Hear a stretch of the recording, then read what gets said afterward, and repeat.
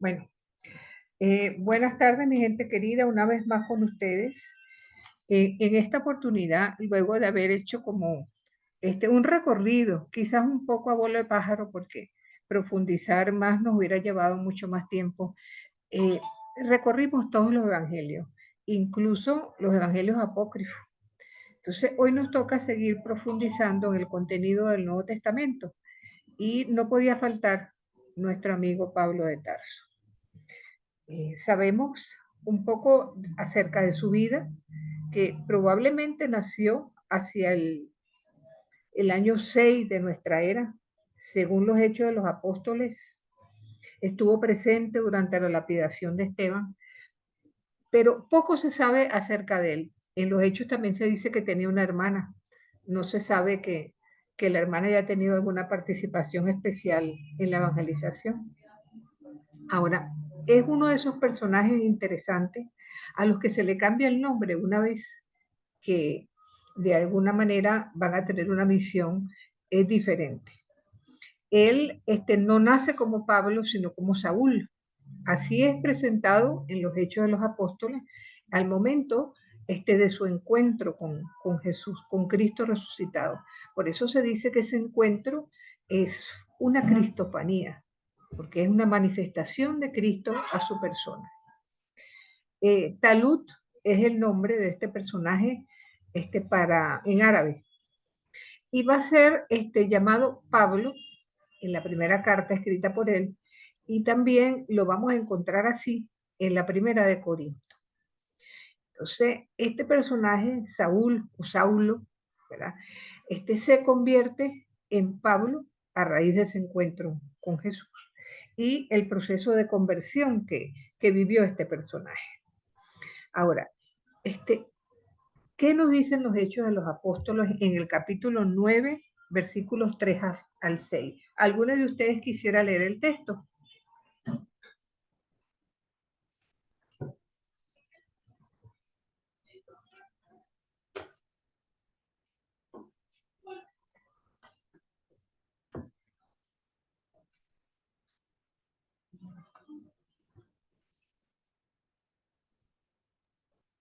Yo lo tengo aquí. Capítulo 9.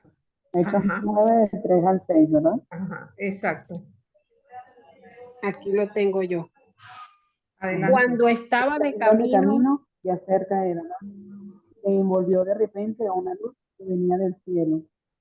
Cayó al suelo y oyó una voz que le decía: Saulo, Saulo, ¿por qué me persigues? Preguntó él: ¿quién eres tú, Señor? Y él le respondió: yo soy Jesús, a quien tú persigues. Ahora levántate y entra en la ciudad. Allí se te dirá lo que tienes que hacer. Sí, este es un texto que siempre se nos ha vendido con la idea de que Pablo iba en caballo y una vez que tiene ese encuentro con el Señor, cae del caballo. Sabemos perfectamente que ese caballo no existe. Es probable que hubiera ido más bien en burro, que era el animal que más frecuentemente usaba la gente.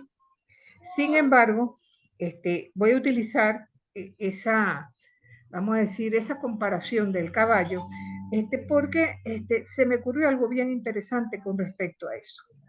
Fíjense ustedes, generalmente cuando nosotros hablamos de caballo en la Biblia, estamos hablando de un animal que es símbolo de riqueza, de fuerza militar, en manos de los ejércitos y de todo aquel que tenía poder adquisitivo, ¿no? Sin embargo, siempre ha sido para el pueblo llano, que el pueblo de Israel lo salva es Dios, no la fuerza de los ejércitos, ni las guerras, ni los imperios. Entonces, incluso cuando nosotros vemos en el libro de Joel, ahí ya tengo la cita en el capítulo 2, incluso cualquier tipo de poder, por muy grande que sea, siempre va a sucumbir ante la voluntad de Dios. Entonces, salud. En cambio, el burro es el anticaballo. Por una parte, es símbolo del dios griego Dionisio, el dios del vino, que de alguna manera era el inspirador de lo que era el éxtasis de la borrachera, por decirlo así. Para los romanos, encontrar un burro en el camino era presagio de calamidad. Actualmente símbolo de ignorancia. En el mundo judío, el burro, por el contrario, era símbolo de paz. Recordemos no en vano que nuestro Señor Jesucristo, en la semana de su pasión, entró en forma triunfal en Jerusalén, precisamente montado en un burrito. Entonces, ¿por qué yo les hago esta alegoría? Es porque, en cierto modo, si el uno es poder y el otro es humildad, caerse del caballo es resistencia, es prejuicio, es tratar de no abrirse a lo que realmente tiene peso en la vida. Apiarse de la burra es conversión, es tratar de enmendar el camino, de aceptar un proceso de reconocerse a sí mismo todos los defectos que uno tiene y evidentemente, al igual que le ocurrió a este personaje, a Pablo, en cierto modo es volverse nuevamente hacia la persona de Cristo. Por eso él, fíjense que dice en la carta a Filipenses 1:21, para mí la vida es Cristo, precisamente. Entonces, es muy poco probable, ¿verdad?, que Pablo estuviese montado en un caballo. Él no se habla de que sea un hombre pobre, pero sí los textos comentan de que él era un hombre que tenía que trabajar para vivir. De hecho, trabajaba en la hechura de tiendas de campaña. Y ciertamente, en una persona que tiene que trabajar para vivir, podríamos decir que es clase media o que tiene un oficio reconocido. Además de que él se le vincula como judío fariseo, que estuvo incluso a los pies de Gamaliel, que fue el gran rabán de Jerusalén. Pero fue un hombre de muchísima cultura, abierto, por supuesto, a esa nueva aventura que le depara su encuentro con Cristo resucitado. Pero él es heredero, si se quiere, como de tres culturas. Por una parte, evidentemente, del judaísmo de donde proviene.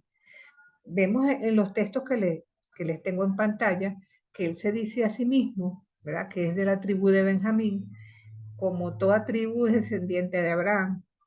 Y se sabe que el lugar de nacimiento de Pablo, por lo menos así lo evidencia Lucas, fue una localidad llamada Tarso.